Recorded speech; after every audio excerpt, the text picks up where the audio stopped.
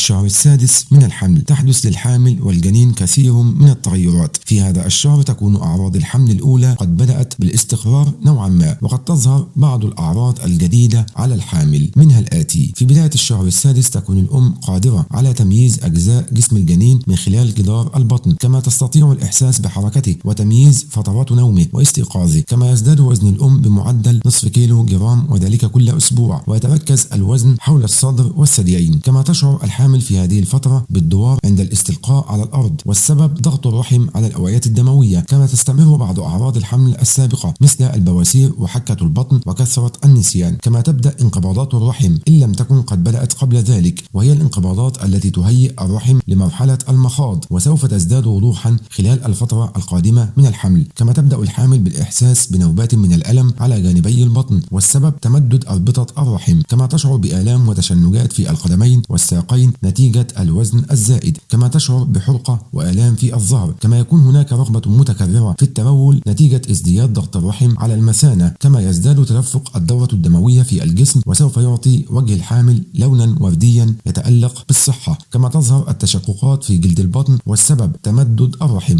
أما بالنسبة للجنين فتحصل له الكثير من التغيرات، يتضاعف وزنه خلال هذا الشهر، والسبب تخزين الدهون تحت الجلد ونمو العضلات. في الأسبوع الأول من الشهر السادس يكون طول الجنين 28 سنتيمتر، أما وزنه فهو أكثر من 450 جرام تقريبا. في نهاية الأسبوع الأخير يصبح طوله 35.5 سنتيمتر، أما وزنه فيكون أكثر من 760 جرام. في بداية الشهر السادس تكون العيون قد تكونت، ولكن لم يتكون لون القزحية بعد. في نهاية الشهر تصبح القزحية زرقاء، وتأخذ لونها الحقيقي بعد الولادة ببضعة أشهر. كما يصبح وجه الجنين أكثر وضوحا، وتتكون شفتاه. كما تظهر براعم الأنياب والقواطع أسفل اللثة تحضيرا لظهورها بعد الولادة بعدة أشهر. كما تبدأ تجاعيد الجلد بالاختفاء تدريجيا كلما زادت نسبة الدهون المتراكمة تحت الجلد. كما يبدأ تطور حواسه وأذنه الداخلية ليحصل التوازن ويتمكن من السمع والاستجابة للأصوات. في نهاية الشهر قد تشعر الأم أن الجنين يستجيب للأصوات العالية من خلال القفز داخل الرحم. كما يضخ القلب الدم بمعدل 4 أميال في الساعة. كما يصبح الجلد أقل شفافية لأن صبغة الجلد تبدأ بالظهور. كما تبدأ رئته بتكوين الحويصلات الهوائية في الجهاز التنفسي. كما تبدأ الحلمات بالتكون. كما يبدأ تكوين دورة النوم. كما يتكون في بداية الشهر السادس البنكرياس المهم لإفراز الهرمونات بشكل ثابت. إذا كان الجنين ذكر سوف تبدأ خصيته بالانتقال من البطن إلى كيس الصفن، أما إذا كان أنثى فيتكون الرحم والمبايض، وينتج المبيض مخزون البويضات التي سوف تبدأ بالنضج خلال سنوات الخصوبة. كما تصبح نبضات قلب الجنين أقوى ويمكن سماعها بواسطة سماعة الطبيب. كما يبدأ تكوين الميكونيوم أي البراز الأولي المسمى بالعقي في أمعاء الجنين. كما يبدأ الشعر على رأسه بالنمو. في هذه المرحلة يقوم الجنين بمص الإصبع أحيانا. كما تبدأ عملية بلع السائل السلوي من قبل الجنين. كما أنه يميز بين النكهات المختلفة في السائل السلوي، حيث يمكنه معرفة الفرق بين الحلو والمالح. كما تتكون الحواجب والجفون، ويتمكن الجنين من فتح عيونه مع نهاية الشهر. كما تبدأ الغدد الدهنية للطفل بإفراز مادة شمعية تسمى الطلاء الدهني التي تغطي الجلد للحفاظ على ليونته في السائل الذي يحيط بالجنين. كما يتحول لون الشعر الناعم على جسم الجنين والمسمى بالزغب إلى لون غامق أحيانا. إذا سلط ضوء على بطن الحامل يدير الجنين رأسه، مما يدل على أن الأعصاب البصرية تقوم بوظيفتها. كما يستمر الجنين بالتنفس بشكل متقطع في الوقت الحالي، مع أنه يستنشق الماء وليس الهواء، إلا أنه تمرين جيد يساعده عندما يولد. كما يبدأ الجنين بتكوين خلايا الدم البيضاء المسؤولة عن مقاومة الأمراض والعدوى. إذا قدر للطفل أن يولد في نهاية الشهر السادس سيحظى بفرصة في البقاء على قيد الحياة إذا وجد العناية المناسبة. إن معظم الأطفال الذين يولدون قبل هذا الوقت لا يمكن أن يعيشوا، لأن الرئتين لم يتطورا بشكل كافي لاستمرار الحياة، وهو الأمر ذاته ينطبق على باقي الأجهزة الحيوية في الجسم.